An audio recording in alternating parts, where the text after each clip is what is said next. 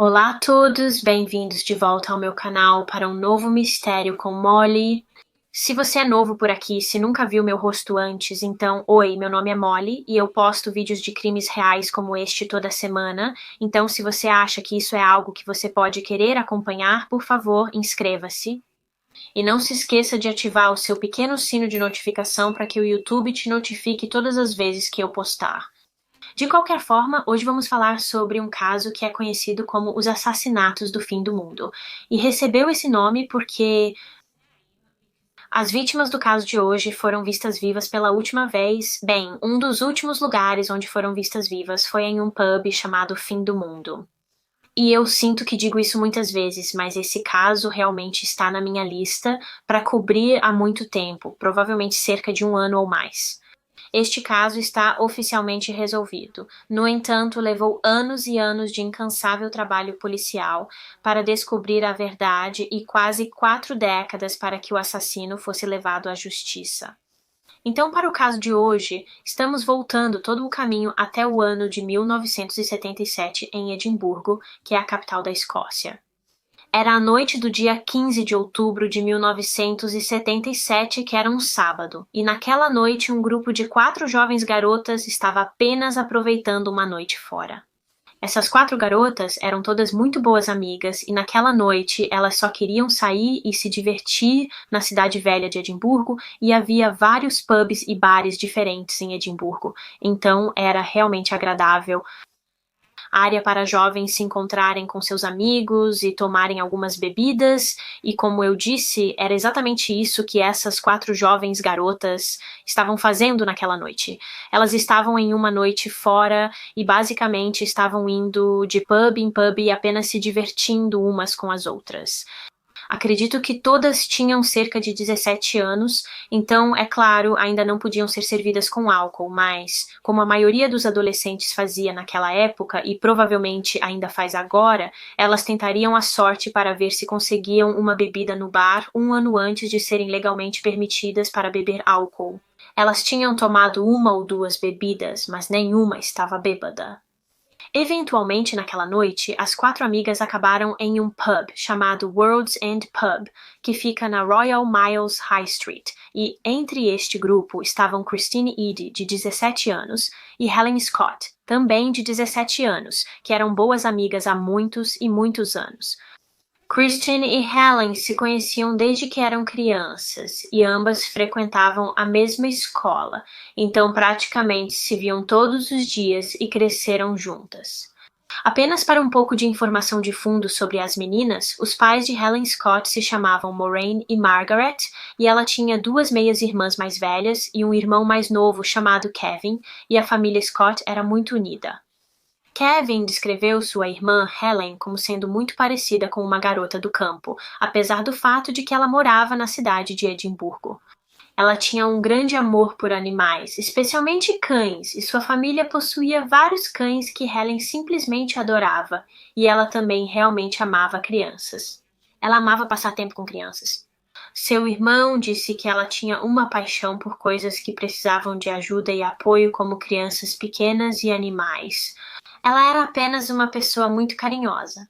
Helen era um pouco mais jovem que sua boa amiga Christine. Acho que ela era cerca de 5 meses mais jovem e também era um pouco mais tímida e quieta, enquanto Christine era descrita como sendo a vida e a alma da festa. Christine era aparentemente uma pessoa bastante baixa, mas tinha uma personalidade enorme. Ela foi descrita como sendo muito borbulhante e vivaz, e ela e Helen eram muito, muito próximas e ambas tinham todo o futuro pela frente. Elas tinham tanto potencial, mas suas vidas foram tragicamente interrompidas naquela noite de outubro de 1977. Então, como eu mencionei, naquela noite Christine e Helen estavam ambas no pub World's End, que não era o maior pub, era bastante pequeno, na verdade, e como você pode imaginar, nesta noite em particular, uma noite de sábado, estava muito, muito movimentado. O lugar estava lotado de pessoas e Christine, Helen e suas 2 outras amigas estavam sentadas perto da frente do pub. Em algum momento da noite, as 2 outras garotas que estavam com Christine e Helen naquela noite se levantaram e foram ao banheiro. deixando Christine e Helen sentadas sozinhas, e foi quando foram abordadas por dois homens mais velhos. Agora, ninguém mais no pub realmente reconheceu esses dois homens e aparentemente eles estavam vestindo roupas que eram bastante diferentes do que todos os outros estavam vestindo. Não o tipo de roupa que estava na moda nessa área, então parecia que eles não eram locais, eles não eram daqui. Mas de qualquer forma, Christine e Helen foram abordadas por esses dois homens e eles se sentaram ao lado delas e os quatro apenas começaram a conversar. Eventualmente, as outras duas garotas voltaram do banheiro e quando fizeram isso, perguntaram a Christine e Helen se elas queriam se juntar a elas para ir a uma festa que estava acontecendo em outro lugar em Edimburgo naquela noite. No entanto, Christine e Helen estavam gostando de conversar com esses dois homens mais velhos e por isso recusaram.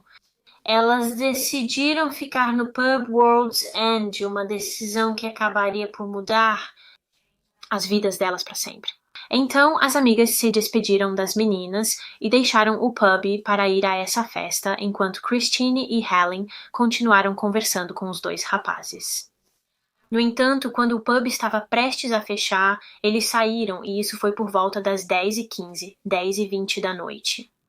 Acredita-se que elas deixaram o World's End com os dois homens porque testemunhas mais tarde descreveram ver duas jovens que se pareciam com Christine e Helen saindo do pub e caminhando pela rua principal, e perto delas estavam aqueles dois homens mais velhos. Elas estavam meio que acompanhadas por esses dois homens à distância, então Christine e Helen estavam caminhando pela rua principal e os dois homens não estavam muito atrás delas, então parecia que todos estavam caminhando juntos. No entanto, após essas aparições de Christine e Helen, elas nunca mais foram vistas vivas. Elas foram vistas pela última vez caminhando por uma rua chamada Rua Santa Maria, e depois disso elas simplesmente desapareceram. As meninas nunca voltaram para suas casas naquela noite, no entanto, eu não acho que suas famílias realmente pensaram muito nisso na época. Elas simplesmente presumiram que tinham ficado na casa da outra. Então, a família da Christine presumiu que ela estava na casa da Helen naquela noite, e a família da Helen pensou que ela tinha voltado para a casa da Christine. E lembre-se, essa era uma época antes dos telefones móveis, então não é como se qualquer uma das meninas pudesse contatar suas famílias e informar onde estavam. As famílias presumiram que elas estavam seguras. Então eles não entraram em pânico demais, embora a mãe de Helen, Margaret, tenha ficado acordada praticamente a noite toda, apenas no caso de Helen voltar, mas ela nunca voltou. Na manhã seguinte, ainda não havia sinal de nenhuma das meninas. Elas ainda não haviam retornado para suas casas e, eventualmente, suas famílias perceberam que elas não haviam ficado na casa da outra. Então, onde elas estavam? O que aconteceu com elas depois que saíram do pub naquela noite? As famílias estavam realmente preocupadas neste ponto, porque isso não era típico de Christine e Helen. Elas eram duas jovens muito sensatas, então isso estava muito fora do caráter delas, e por isso a família de Helen decidiu ir à delegacia de polícia de Edimburgo e denunciar ambas as meninas como desaparecidas. No entanto, mais tarde naquele dia, eles ouviram no rádio que um corpo havia sido encontrado. Por volta das 2 da tarde de 16 de outubro de 1977, um dia após o último avistamento de Christine e Helen, dois passeadores de cães caminhavam pela praia de Gosford Bay, na costa de East Lothian, cerca de 10 milhas a leste de Edimburgo. Eles estavam apenas caminhando por esta praia quando se depararam com o corpo nu e morto de uma jovem. Este corpo logo seria identificado como sendo de Christine Eady, de 17 anos. Quando Christine foi encontrada, ela estava deitada de costas e, como eu disse, estava completamente nua. Alguém havia tirado suas roupas e usou suas meias e sua roupa íntima para amarrar e amordaçar ela. Ela também foi brutalmente espancada e foi determinado posteriormente em sua autópsia que a causa da morte foi estrangulamento e, novamente, ela foi estrangulada até a morte com suas próprias peças de roupa. Seu assassino havia feito ligaduras com suas roupas. Christine também havia sido estuprada e quem quer que tenha feito isso com ela não fez nenhuma tentativa de esconder seu corpo. Eles literalmente apenas a mataram e depois jogaram seu corpo nu em uma praia pública, sabendo que alguém eventualmente se depararia com essa cena horrível. E não demorou muito para que sua melhor amiga, Helen Scott, de 17 anos, fosse encontrada também. Mais tarde, no mesmo dia, o corpo de Helen foi descoberto em um campo em uma estrada rural, a apenas alguns quilômetros de onde o corpo de Christine foi despejado. Helen também havia sido despojada de suas roupas e seus sapatos foram tirados dos pés. No entanto, seus sapatos nunca foram encontrados e eu não acredito que eles tenham sido encontrados até hoje. No entanto, ela ainda estava usando seu casaco, então ela estava completamente nua, exceto pelo casaco. Assim como Christine, Ellen também foi amordaçada e amarrada com itens de sua própria roupa e seu assassino ou assassinos. Usaram suas roupas para fazer ligaduras e usaram essas ligaduras para estrangulá-la até a morte. Helen também foi espancada e estuprada e, assim como com Christine, quem quer que tenha feito isso não tentou encobrir, não tentou esconder ou ocultar seu corpo de qualquer maneira. Então agora a polícia tinha uma investigação de duplo homicídio em suas mãos e eles sabiam que os assassinatos de Christine e Helen tinham que estar ligados. Sim, elas foram encontradas em lugares diferentes, mas foram vistas juntas pela última vez. E claro, os detalhes sobre suas mortes eram quase idênticos. Ambas foram estupradas e encontradas nuas. E ambas foram amarradas, amordaçadas e estranguladas até a morte, com pedaços de suas próprias roupas, então a polícia sabia que ambas haviam sido mortas pela mesma pessoa ou pessoas. Mas quem teria feito isso e por quê? Toda a comunidade ficou devastada quando soube da notícia de que duas jovens garotas haviam sido brutalmente assassinadas. Mas eles também ficaram muito chocados, porque nos anos 70, quando isso aconteceu, Edimburgo era considerado um lugar seguro, não o tipo de área onde você esperaria que algo tão horrível como isso acontecesse. Após os corpos de Helen e Christine serem encontrados, a polícia começou a examinar as duas cenas do crime em busca de evidências. No entanto, claro, isso foi em 1977, e a ciência forense e a perícia tecnológica simplesmente ainda não estava disponível. Não era como hoje, onde eles podem pegar a menor quantidade de DNA e esse DNA pode fornecer avanços em casos de assassinato como este. Eles eram muito limitados nos tipos de técnicas forenses que tinham à sua disposição naquela época. Tudo o que eles realmente podiam fazer neste ponto era coletar amostras de cabelo, fibras e sangue, e foi exatamente isso que eles fizeram. Eles coletaram todas as evidências que estavam na cena, como as roupas da menina, e as enviaram para cientistas, e os cientistas começaram a recolher fibras das roupas e coletando amostras de sangue e também estavam fazendo swabs nos corpos. Mas, como nenhuma dessas evidências podia dizer-lhes algo ainda, eles decidiram armazená-las e preservá-las na esperança de que no futuro, quando a ciência forense estivesse mais avançada, eles seriam capazes de reexaminar essas peças de evidência e finalmente ofereceriam alguns traços de DNA do assassino. Enquanto os cientistas estavam coletando e preservando todas essas evidências, a polícia decidiu que precisava tentar rastrear todas as pessoas que estiveram no pub World's End naquela noite, a noite em que Christine e Helen estavam lá. E depois que falaram com outras pessoas que estavam no pub, eles descobriram que as meninas estiveram na companhia de dois homens mais velhos durante a maior parte da noite e, eventualmente, elas saíram do pub com eles. Na verdade, a última vez que Helen e Christine foram vistas vivas, parecia que elas estavam acompanhadas por esses homens, então a polícia sabia que precisava encontrá-los, porque havia uma forte possibilidade de que eles fossem os assassinos. No entanto, como mencionei anteriormente, ninguém no pub parecia conhecer ou reconhecer esses dois homens. Ninguém realmente os tinha visto antes, então os detetives sabiam que identificá-los seria difícil. Usando descrições dadas por testemunhas, a polícia criou imagens idênticas e compostos dos dois homens, que eram realmente os dois principais suspeitos nesta investigação, e eles divulgaram essas imagens para o público na esperança de que alguém lá fora os reconhecesse e se apresentasse. E durante o próximo ano, a polícia recebeu milhares e milhares de dicas e pistas de membros do público com informações sobre este caso. No entanto, todas essas pistas foram analisadas e investigadas, mas não levaram a lugar nenhum, apenas resultaram em becos sem saída, e como resultado disso, lentamente, mas com certeza, essa investigação de duplo homicídio começou a esfriar, porque depois de um tempo, era como se eles não tivessem mais nada para investigar. Eles não tinham mais pistas ou avenidas para explorar, e eles não estavam mais perto de identificar os dois homens que Helen e Christine estavam na noite de seus assassinatos. Mas a investigação nunca realmente fechou, porque os detetives envolvidos neste caso simplesmente se recusaram a desistir, e sempre que uma nova dica ou pista chegava, os detetives sempre as investigavam, mas eles acabavam não encontrando nada.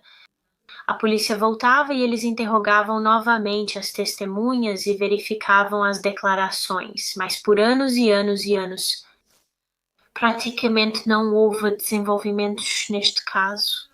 Agora, durante praticamente toda a investigação, a polícia acreditava que havia duas pessoas envolvidas neste duplo homicídio. Eles acreditavam que havia dois assassinos porque, bem, em primeiro lugar, eles tiveram inúmeras testemunhas que vieram a público dizendo que Christine e Helen estavam com dois homens naquela noite.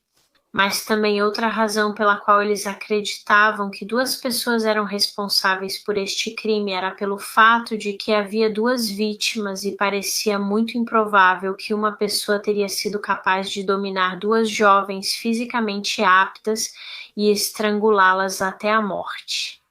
Então eles sempre acreditaram que havia dois perpetradores. Isso foi até que eles eventualmente conseguiram usar a ciência forense para detectar DNA nas evidências que haviam preservado, como as roupas das meninas e os cotonetes que haviam coletado. Então eles testaram todas essas evidências novamente, esperando encontrar vestígios do DNA do assassino, e os resultados desses testes realmente sugeriram que apenas uma pessoa estava envolvida nos assassinatos, porque os cientistas só conseguiram detectar um perfil de DNA em todas as evidências que tinham. As evidências de DNA que eles tinham pareciam apenas se conectar a um indivíduo. Eles não tinham nenhuma outra evidência forense ou de DNA sugerindo que o segundo homem estava envolvido nisso. Então isso foi meio que um choque para os detetives, mas também um alívio, porque agora eles finalmente tinham um perfil de DNA do assassino e então eles inseriram este perfil em bancos de dados de DNA na esperança de que encontrariam uma correspondência. Eles pensaram que quem quer que tenha feito isso deve ter cometido um crime antes e provavelmente já havia cumprido pena na prisão por algo, porque geralmente um assassinato, especialmente um duplo homicídio, não é o primeiro crime de alguém. Então eles pensaram que o DNA dessa pessoa deve ter sido inserido no banco de dados de DNA em algum momento. No entanto, infelizmente não havia nada, nenhuma correspondência foi encontrada, e isso foi um grande revés para a polícia. Eles estavam bastante confiantes de que assim que obtivessem um perfil de DNA do assassino, seriam capazes de identificá-lo rapidamente. Mas não havia correspondências nos bancos de dados, e isso fez com que a investigação realmente desacelerasse novamente, porque as pistas e os desenvolvimentos começaram a se esgotar. Isso foi até o ano de 2004, 27 anos após os assassinatos, quando a polícia teve um avanço neste caso. Desde os assassinatos em 1977, um pequeno pedaço de material do casaco de Helen Scott havia sido guardado e armazenado em um freezer de laboratório de ciências, caso os detetives precisassem fazer testes nele anos depois. E, claro, por essa época, no início dos anos 2000, houve muitos avanços e melhorias na tecnologia forense, e então um cientista forense pegou um pequeno extrato do material do casaco de Helen, que tinha manchas de sêmen, e eles realizaram alguns testes, e a partir disso eles foram capazes de determinar que havia o DNA de outra pessoa nele, o perfil de DNA de outro homem, confirmando o que a polícia originalmente pensava, que havia 2 pessoas envolvidas nesses assassinatos. A polícia encontrou vestígios de 2 perfis de DNA diferentes nas evidências. Então, como sabemos, como discutimos anteriormente, a polícia já havia inserido o primeiro perfil de DNA no banco de dados de DNA e não houve correspondências. No entanto, agora eles tinham um perfil de DNA do segundo homem e então decidiram inserir este segundo perfil no banco de dados de DNA e imediatamente apareceu uma correspondência. Depois de quase 30 anos, a polícia finalmente tinha seu primeiro suspeito adequado, um suspeito que eles realmente poderiam ligar ao crime. E o nome dele era Angus Robertson Sinclair. O sêmen dele foi encontrado no casaco de Helen Scott. Mas quem exatamente era Angus Sinclair?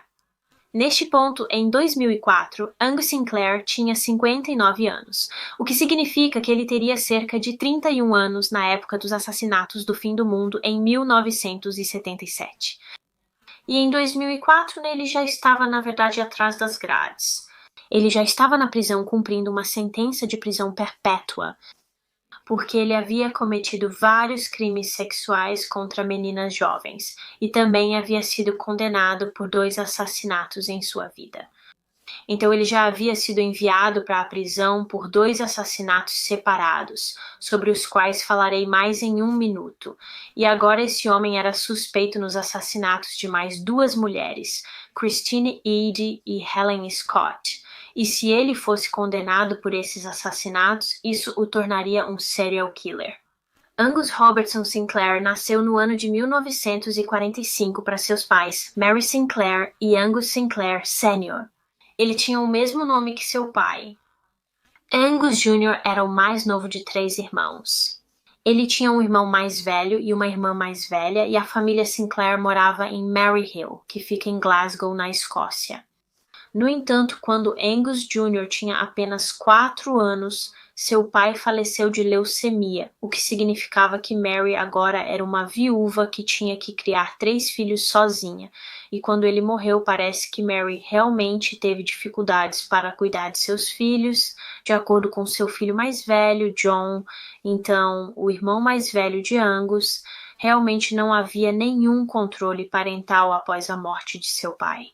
Mary realmente teve dificuldades para disciplinar seus filhos, mas de acordo com um livro que li sobre este caso, apesar disso, Angus ainda parecia ser bastante comportado na escola. Ele tinha inteligência média e a maioria das pessoas que o conheciam simplesmente o descreviam como sendo bem educado. Embora fosse um pouco solitário, ele realmente não brincava e não saía muito com outras crianças. Ele meio que se mantinha sozinho na maior parte do tempo. Também acho importante notar que Angus passou uma pequena parte de sua infância em uma casa residencial, embora eu realmente não tenha conseguido encontrar um motivo para isso, por que ele teve que ir para essa casa. E então, quando tinha apenas 14 anos, Angus Sinclair começou a cometer crimes. Ele começou cometendo pequenos crimes, então ele cometia furtos e invadia casas de pessoas para roubar coisas. E era pego e colocado em liberdade condicional, mas ele realmente não se importava e constantemente quebrava as regras de sua liberdade condicional e continuava cometendo pequenos crimes. No entanto, no ano de 1961, quando Angus Sinclair tinha cerca de 15 a 16 anos, ele começou o que se tornaria uma série de ataques sexuais, e sua primeira vítima desses ataques seria uma menina de 8 anos. Esta menina de 8 anos morava na mesma rua que ele.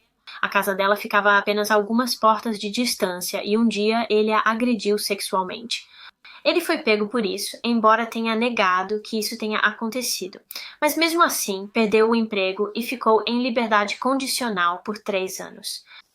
Mas isso não impediu Sinclair de fazer isso novamente.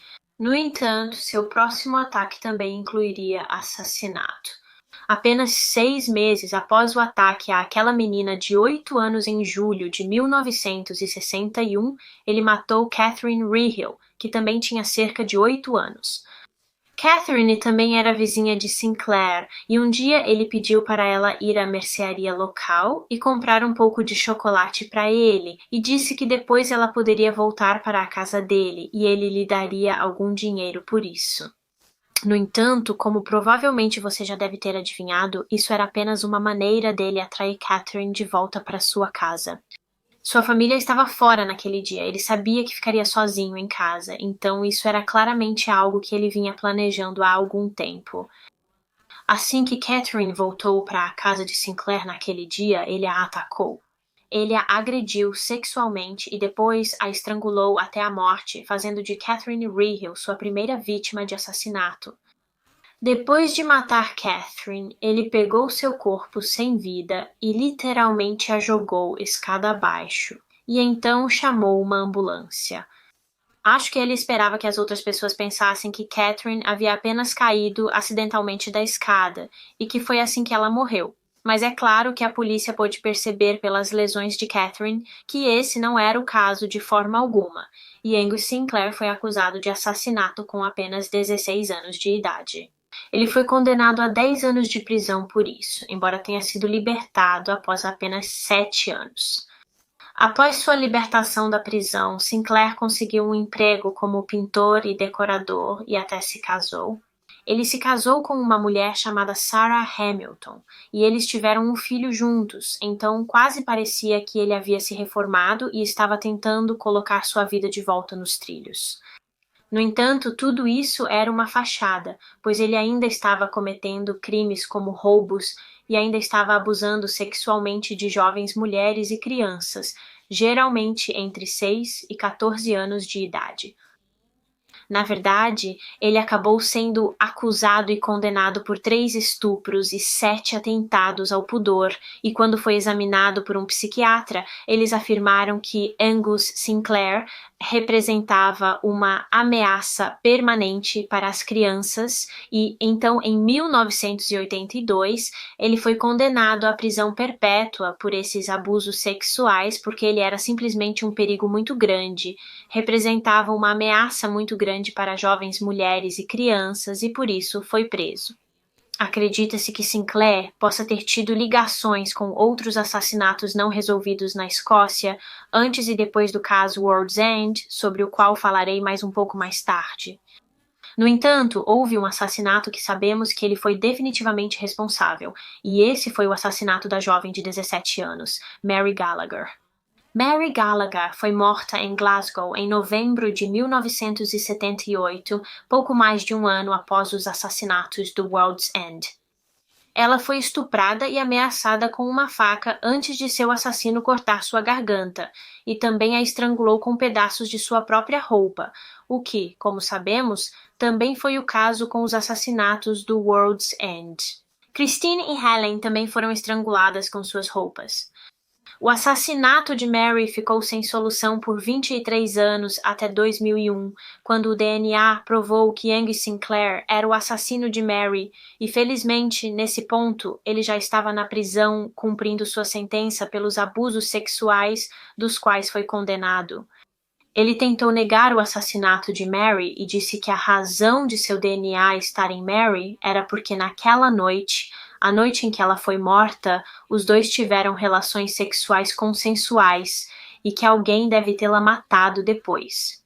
Mas, claro, o júri não acreditou e ele foi finalmente considerado culpado, o que significa que em sua vida até agora ele havia sido condenado por uma série de abusos sexuais e 2 assassinatos. O assassinato da pequena Catherine Rehill, de 8 anos, que ele cometeu quando ainda era uma criança, tinha 16 anos, e o assassinato de Mary Gallagher, que ele cometeu quando tinha cerca de 32 anos. E então, avançamos para 3 anos depois, no ano de 2004, quando Angus Sinclair foi associado ao caso do fim do mundo, os assassinatos de Christine Eady e Helen Scott. Como discutimos anteriormente, este foi o ano em que encontraram o DNA dele em uma mancha de sêmen no casaco de Helen, o casaco que ela estava usando na noite em que foi assassinada.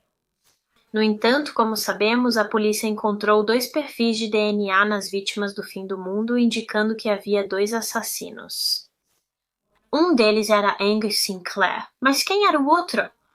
A polícia pensou que o segundo assassino deve ter sido alguém com quem Sinclair tinha um relacionamento próximo e confiava muito, porque, obviamente, se você vai cometer um assassinato com outra pessoa, você tem que confiar nela de todo o coração, você realmente tem que acreditar que ela nunca dirá nada. Então eles começaram a passar literalmente por todos os homens que já haviam estado na vida de Sinclair.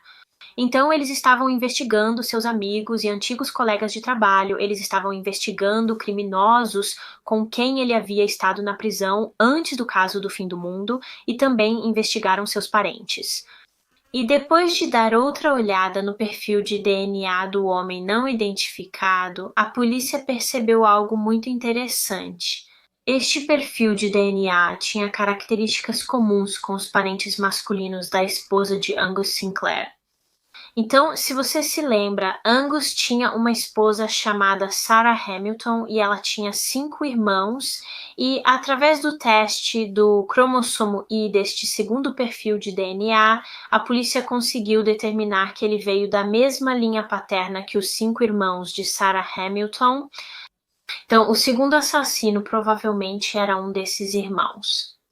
Então, um por um, a polícia começou a testar esse perfil contra os irmãos para ver se algum deles era uma correspondência exata, e eles conseguiram descartar 4 deles. Eles descartaram todos, exceto um irmão. O último irmão restante se chamava Gordon Hamilton. No entanto, a essa altura, em 2004, ele estava morto. Ele faleceu 8 anos antes, em 1996. E isso era um problema para a polícia, porque eles precisavam do DNA dele para comparar com o perfil de DNA do segundo assassino. Mas Gordon Hamilton havia sido cremado, então eles não podiam exumar seu corpo para pegar uma amostra de seus restos. Mas a polícia precisava de seu DNA de alguma forma, eles precisavam testá-lo contra este segundo perfil, e então eles perguntaram à sua família se eles tinham alguma lembrança de Gordon, qualquer coisa que ele possuía antes de morrer que teria seu DNA, por exemplo, uma escova de cabelo, um relógio ou talvez sua carteira, apenas qualquer coisa. Mas a família disse não, eles disseram que não tinham mais nada que pertencia a Gordon em sua posse, e então a polícia teve que procurar em outro lugar pelo DNA de Gordon. Os detetives eventualmente descobriram que, em meados dos anos 90, pouco antes de Gordon morrer, ele havia feito alguns trabalhos de manutenção na casa de um amigo em Glasgow, onde basicamente colocou algumas faixas de acabamento ao redor da borda de um dos tetos da casa. Então, os detetives pensaram que, se fossem a esta casa e pegassem essa faixa de acabamento que Gordon havia instalado, eles poderiam ser capazes de obter o DNA dele, mesmo depois de todos esses anos. E foi exatamente isso que eles fizeram. Eles foram a esta casa e levaram essa faixa de acabamento de volta ao laboratório para testes, e nela encontraram vestígios de DNA.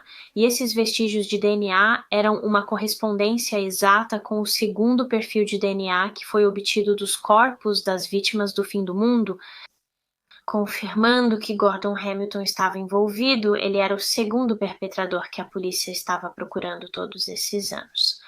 Agora, não há muita informação online sobre Gordon Hamilton que eu pude encontrar, então vou apenas passar pelo que consegui encontrar sobre ele.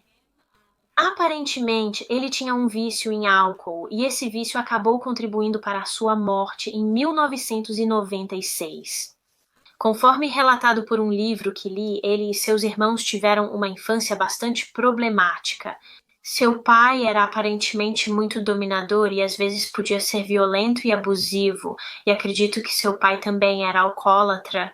Quando a irmã de Gordon, Sarah, se casou com Angus Sinclair, ele formou uma relação próxima com o próprio Sinclair. Eles eram bastante semelhantes no sentido de que ambos tinham interesses em assuntos particularmente sombrios e passavam muito tempo juntos, Angus e Gordon. Eles bebiam juntos, iam aos pubs, iam pescar. Agora, depois que identificaram os dois assassinos no caso do fim do mundo, a polícia começou a pensar que talvez essa não fosse a única vez que esses dois homens, Angus Sinclair e Gordon Hamilton, haviam cometido um assassinato juntos. Sabemos que Angus teve outras duas vítimas de assassinato, Catherine Rehill e Mary Gallagher, mas ele poderia ter cometido ainda mais assassinatos com seu cunhado Gordon Hamilton. A polícia rapidamente montou uma operação chamada Operação Trindade, na qual exploraram a possibilidade de Gordon Hamilton e Angus Sinclair poderem estar ligados a outros assassinatos não resolvidos na Escócia, assassinatos que ficaram sem solução por anos e anos.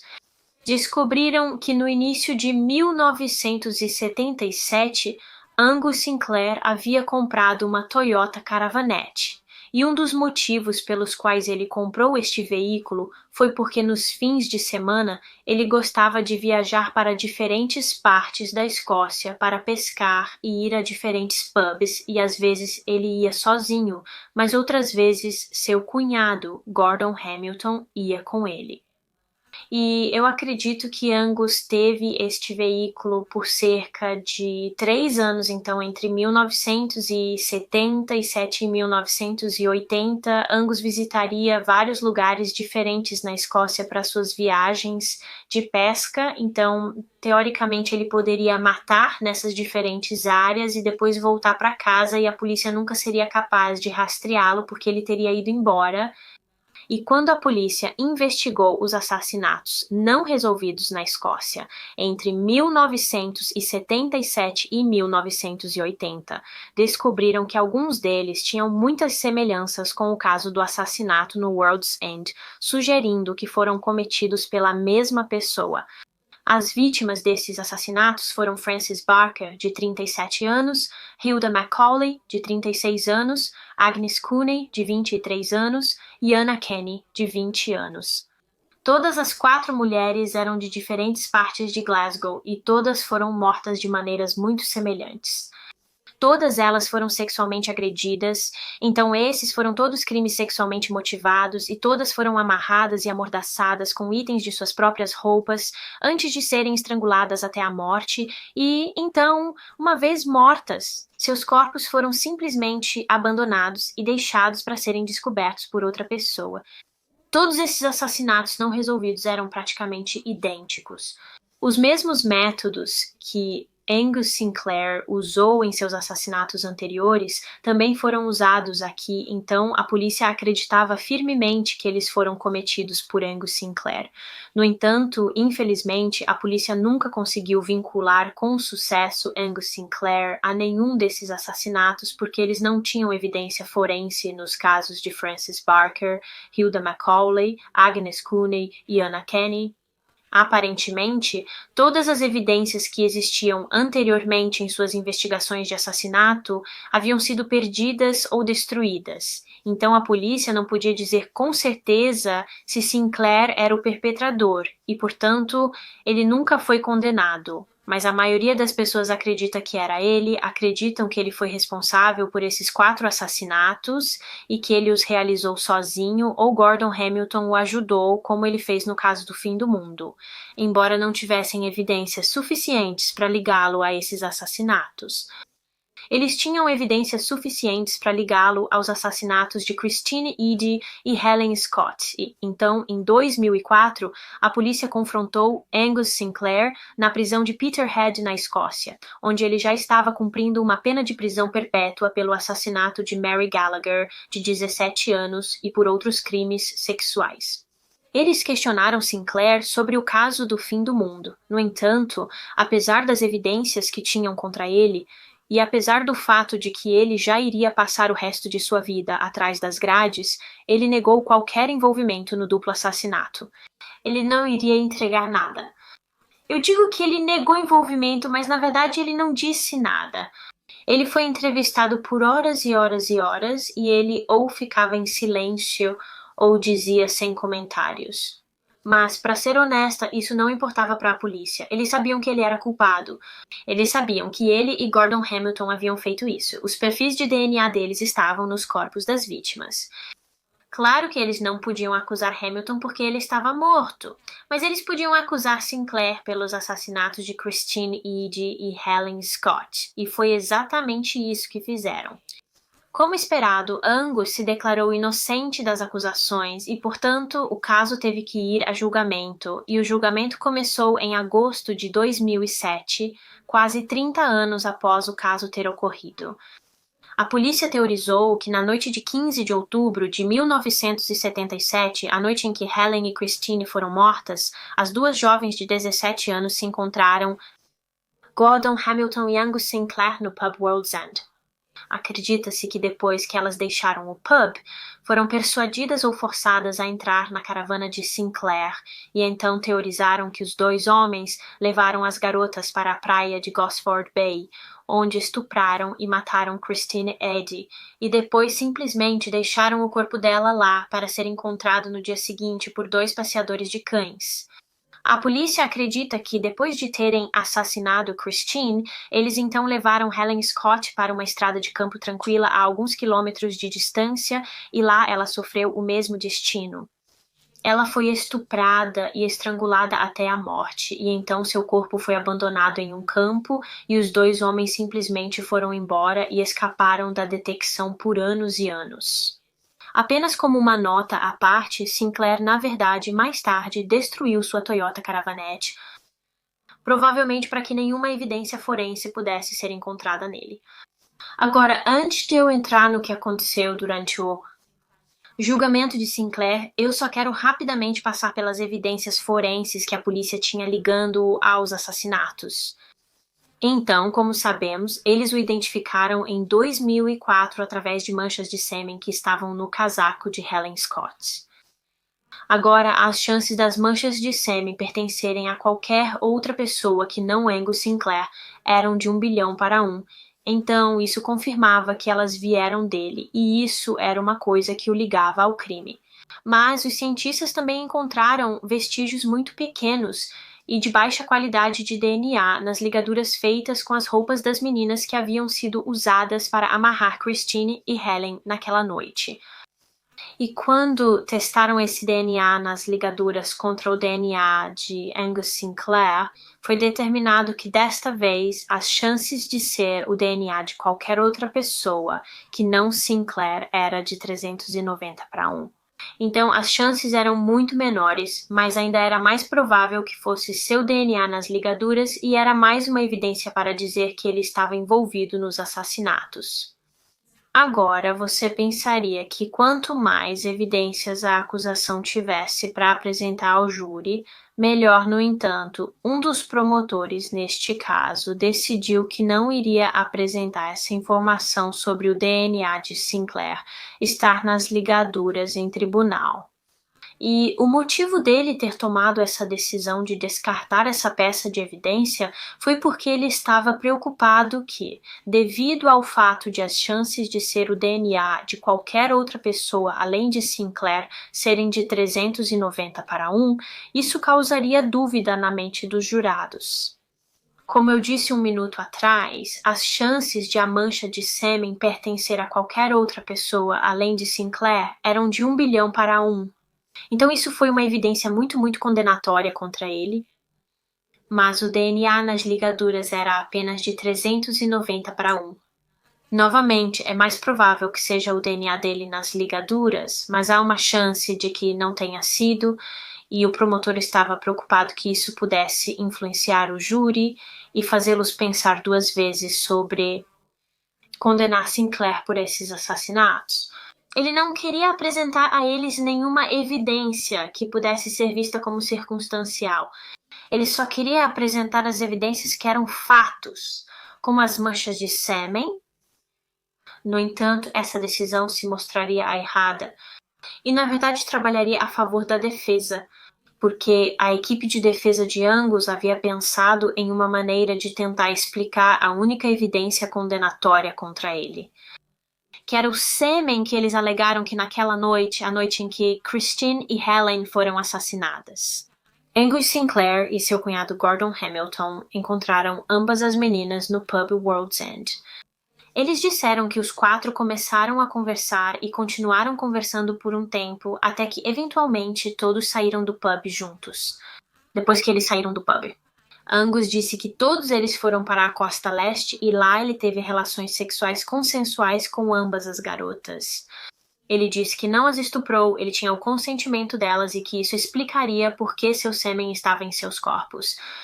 E ele disse que depois de ter relações sexuais com elas, ele simplesmente saiu e que quando ele saiu, ambas as garotas estavam vivas. Ele afirmou que não teve participação em seus assassinatos e que elas devem ter sido assassinadas depois que ele saiu por seu irmão, Gordon Hamilton.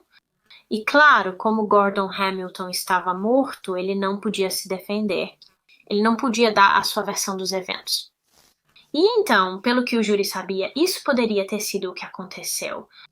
E algo que eu acho importante mencionar aqui é que, durante o julgamento, a acusação não recebeu permissão para discutir os assassinatos anteriores de Sinclair e suas condenações anteriores por agressão sexual.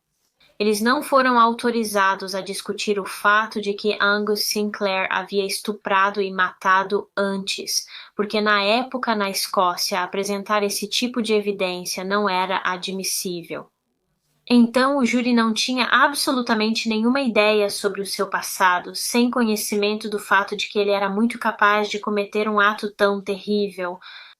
Agora, durante o julgamento, o advogado de Sinclair fez uma apresentação que, sob a seção 97 do Ato de Procedimento Criminal da Escócia, o réu, neste caso, que era Angus Sinclair, não tinha caso para responder devido ao fato de que a acusação não tinha provas forenses suficientes contra ele. Sim, o sêmen dele foi recuperado dos corpos, mas isso só prova que ele teve relações sexuais com ela, seja consensual ou não.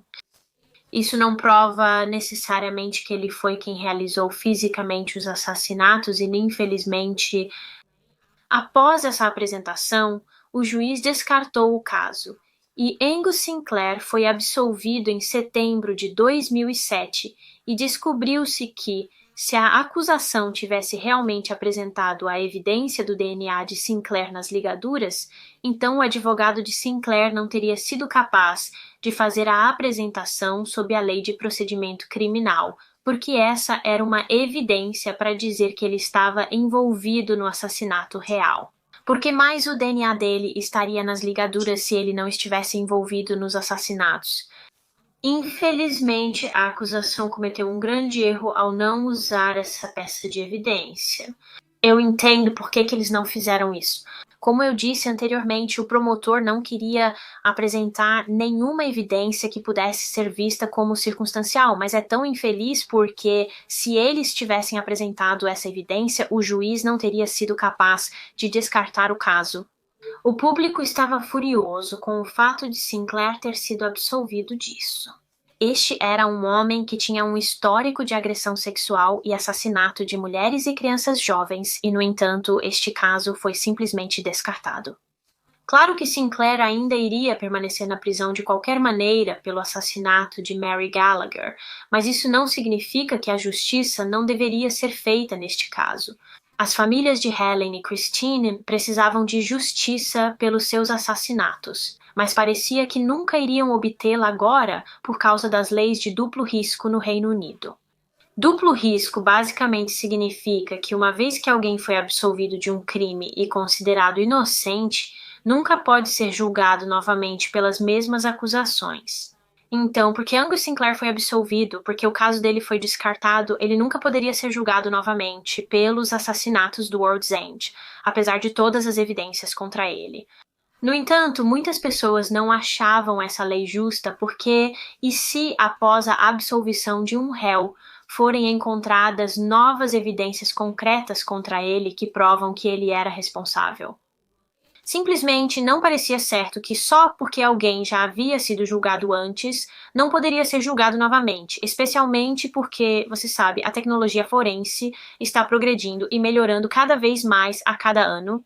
Vamos dizer, por exemplo, que alguém foi julgado por assassinato nos anos 80, quando a ciência forense e o DNA estavam em sua infância e foram considerados inocentes devido à falta de provas.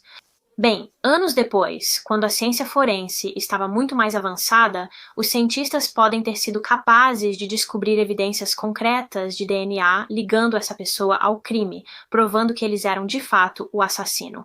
Mas apesar disso, por causa da lei de duplo julgamento, eles nunca poderiam ser julgados novamente de qualquer maneira, e eles simplesmente escapariam da captura, permitindo que potencialmente cometessem o mesmo crime novamente. Especialistas jurídicos simplesmente não achavam que a lei de duplo julgamento era razoável. Eles acharam que ela tinha muitos problemas. Então eles decidiram apresentar um caso para uma mudança na lei. E funcionou.